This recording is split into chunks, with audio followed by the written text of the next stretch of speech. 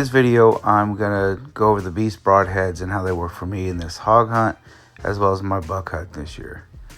So with my hog, I did have to use 2 broadheads to get him down. You can see it turned out pretty bloody for him. They both executed perfectly. As well as the buck I got this year, I double lunged him. He did not go very far at all. You can see pretty good bubbles there. Next picture, you're going to see I double lunged him, and you can see how big the gashes were through both of the lungs. Like I said, he did not go very far at all. So what I'm doing here is I'm cleaning the broadheads. Some of them still had some blood on it, a little bit of meat. This one's from the hog that was in the picture that you saw. Still works, still springs forward, has a little meat in it. This next one was the one I took the buck with, went straight through him, and I'm assuming it hit the rock. That's where all the dings. I wasn't expecting that with the beast broadheads because I saw Josh Bomar hit through cinder blocks and it didn't damage his. But in this one, you can see there's some good stuff in it left from inside the hog. That one we had to unscrew the broadhead, and the butcher got it when he processed the animal. So I had the idea of putting peroxide on the broadheads and letting them soak. Of course, you get some of that nasty fleshness out, and also help sanitize them and clean them. So here I am putting in a little container made for note cards, and you can see them bubble up. It's kind of satisfying if you're into that type of stuff.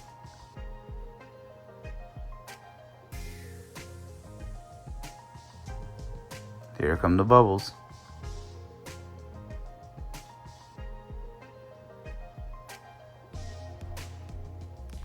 So I try to be cool and zoom in and let you really see it and see it going to work, like scrubbing bubbles on a sink or something like that. I don't know.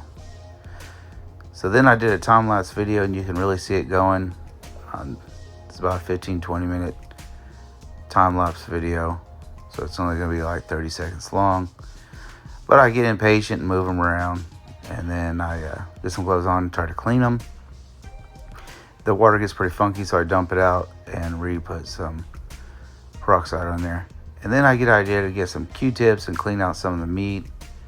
You can see try to be efficient with that without cutting myself, which I did a little bit, get a little pokey poke, and then put them back in there, and you can see the peroxide's doing a thing. Or sorry, oh, look at that meat from outside of it. That's what I did with the Q-tip. That one you saw a little bit of hair from that hog. And we're going to keep doing this, and we'll hit it up in the morning. So this is what it looks like this morning. I went ahead and closed the broadheads, but I forgot to record. You can see some hairs and other things. Some meat right here, hair right there. Still floating around. There's still a little bit of gunk in the front portion towards the spring, so I'm letting them set for a little bit longer. So they set about for 6 hours overnight. And then this afternoon we'll take a look at it and see how they open up and they close and if there's anything left in them. So then we'll give them a little shaky shake.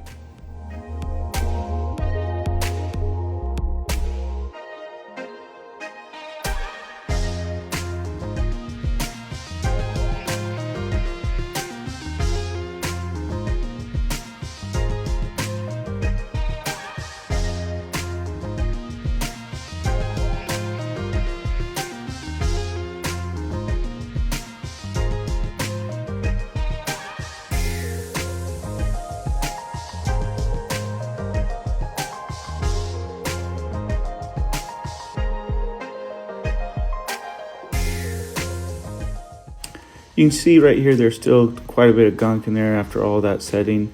So you can see I thought I had a bright idea here, and I take a razor blade and unscrew the broadheads apart and try to clean the blades independently, as well as clean in between that screw right there.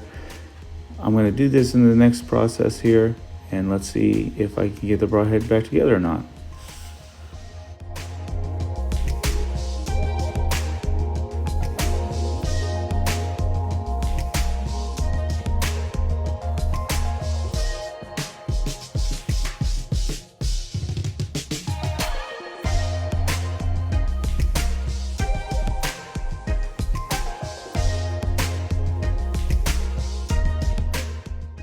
Here I'm pouring the peroxide in on a single broadhead. I add the other broadheads in, and you can really see the bubbles start to do their magic, which is kind of relaxing in a weird way. But let's see what happens.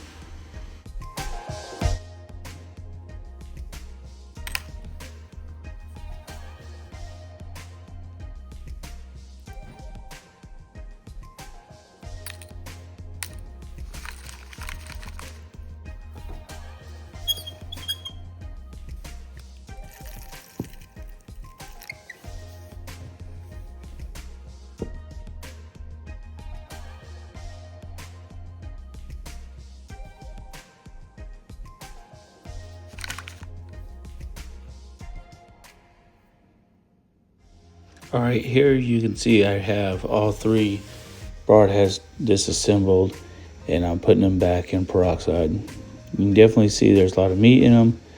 They definitely did the job. I mean, not only did they kill the animals, but they really sliced and diced them. You still see meat coming off there. Pouring in a little more peroxide just to stir up things, you know. Take a look at that. Eee.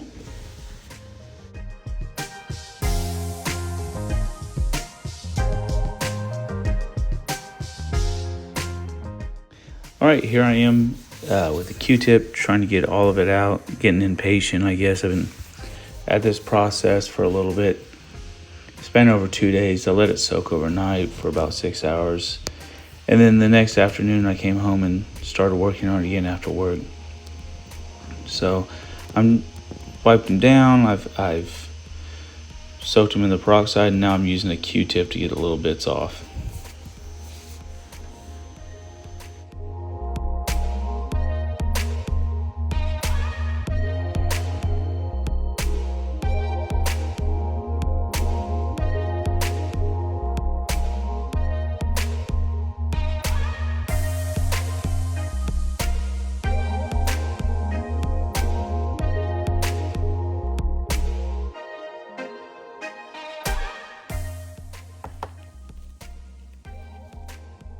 Here I got them pretty well cleaned. I still have some peroxide right there. Wiping them down with a wet wipe, a peroxide wet wipe, and just trying to get every little bit off so it can be as clean as possible so the blades can move like they were intended to move originally. Now the one that was pretty banged up, I still was going to put together, but I would probably never use it again. And now, for your viewing enjoyment, you can watch me be on the struggle bus trying to put these back together.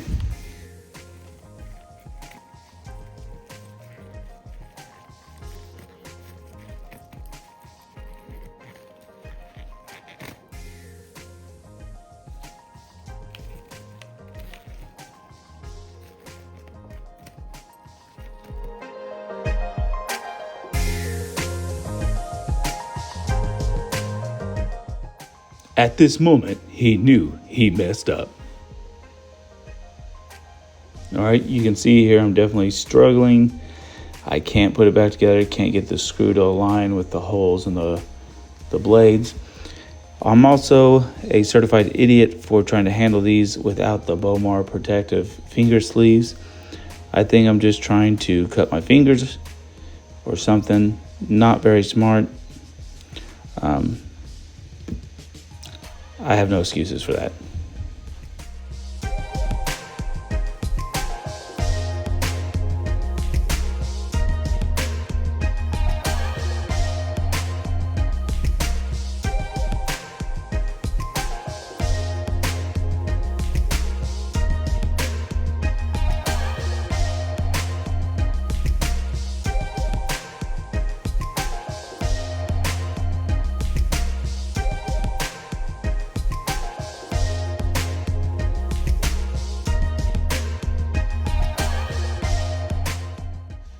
right here, I have all the pieces together. You can see I got a little smarter, put on the finger sleeves, but at this point I realize, nah, I'm not gonna be able to fix it.